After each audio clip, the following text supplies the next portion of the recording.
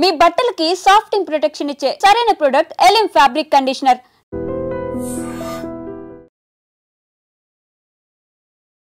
అందరికీ నమస్కారం. నేను పూర్ణచంద్ర భార్య స్వప్న. నాకు స్వేచ్ఛ పూర్ణ ద్వారానే పరిచయం అయింది. రిలేషన్ ఉందని నాకు అసలు తెలియదు. ఈ రిలేషన్ గురించి కూడా నాకు తెలిసింది స్వేచ్ఛ ద్వారానే. తను నాకు ఫోటో పెట్టడం ద్వారా తెలిసింది. నేను పూర్ణని అడిగాను ఏంటిది అని చెప్పేసి అడిగితే చెప్పాడు. చెప్పినాక నాకు ఆయనకి గొడవలు స్టార్ట్ అయింది. అక్కడ నాకు ఇంకా తెలిసింది ఏంటంటే అక్కడ కూడా తనతో గొడవలు ఉంటున్నాయి అని చెప్పేసి అంటే ఇంకా నేను ప్రెజరైజ్ ఆయన ఎందుకు ప్రెజరైజ్ చేయాలి అని చెప్పేసి నేను ఆయనను వదిలేశాను. ఇంకా నేను ఎందుకు ఇప్పుడు మీడియా ముందుకు వచ్చానంటే అరణ్య ఆయన మీద చేసిన ఆరోపణలు చూసి నేను తట్టుకోలేక నేను ముందుకు వచ్చాను. నేను మీడియా ముందుకు ఎందుకు వచ్చానంటే ఇప్పుడు స్వేచ్ఛ కూతురు అరణ్య మా ఆయన మీద నిందలు వేస్తుంది. ఆ నిందలు నేను చూసి తట్టుకోలేక నేను వచ్చాను బయటికి. నా పిల్లలతో పాటే అరణ్యను కూడా చూసుకున్నాడు.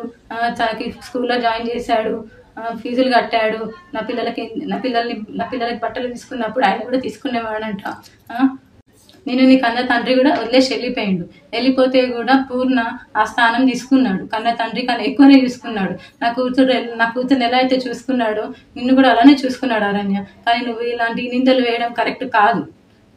ఇంకా స్వేచ్ఛ కూడా చాలా నన్ను టార్చర్ పెట్టింది. ఈ విషయం తెలిసినాక కూడా నేను డిప్రెషన్లోకి వెళ్ళిపోతే నన్ను పూర్ణ కాశీకి తీసుకెళ్ళాడు. కానీ మైండ్ రిఫ్రెష్మెంట్ కోసం తీసుకెళ్తే అక్కడ కూడా ఫోన్ చేసి సతాయించింది. ఎందుకు తీసుకెళ్తున్నావు, ఆమె ఎవరు అని చెప్పేసి నువ్వు తీసుకెళ్తున్నావని సతాయించింది.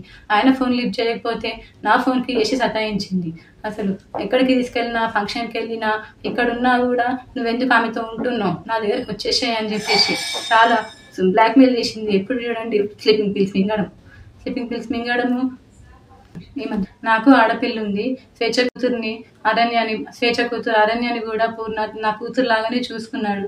నాకు తెలియకుండా పిల్లలని ఆమె దగ్గరికి తీసుకొని వెళ్ళి ఆడిపిస్తుంటే వచ్చేవాడు. తర్వాత నాకు నా పిల్లలు చెప్పారనమాట, అమ్మ ఒక అక్క దగ్గరికి వెళ్ళి ఆడుకుంటున్నాను, ఒక ఆంటీ ఉన్నది, ఒక ఆంటీ నన్ను అమ్మ అని పిలవమని చెప్పింది అని చెప్పేసి నా కూతురు చెప్పింది. నా కూతురు చెప్తే నాకు తెలిసింది. ఇంకా అప్పుడు నాకు తెలీదు తన వెనకాల ఎవరుండి చెప్పిస్తున్నారో కూడా నాకు తెలీదు.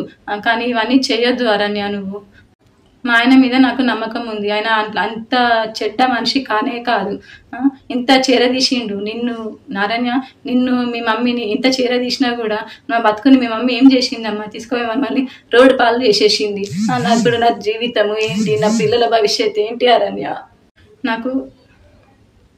నాకు కోర్టు మీద నమ్మకం ఉంది. మా ఆయన నిర్దోషి. నేను ఆయనను ఎలాగైనా కాపాడుకుంటాను. నిజంగా ప్రస్తుతం ఉన్నటువంటి సమాజం దేనికి ప్రయారిటీ ఇస్తుంది?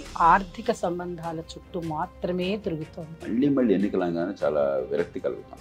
మంచి అనిపిస్తుంది కదా, లేడీస్ కూడా ఛాలెంజింగ్ జాబ్స్ చేసినప్పుడు చాలా బాగుంటది. ట్రాఫిక్ అసిస్టెంట్స్ గా నియమించిన ట్రాన్స్జెండర్స్ అందరితో సాల్యూట్ చేయించుకుంటున్నారు. ఫుడ్ డెలివరీ ఇవ్వటానికి వెళ్ళినటువంటి డెలివరీ బాయ్ అనిల్ పై కళ్ళ ముందు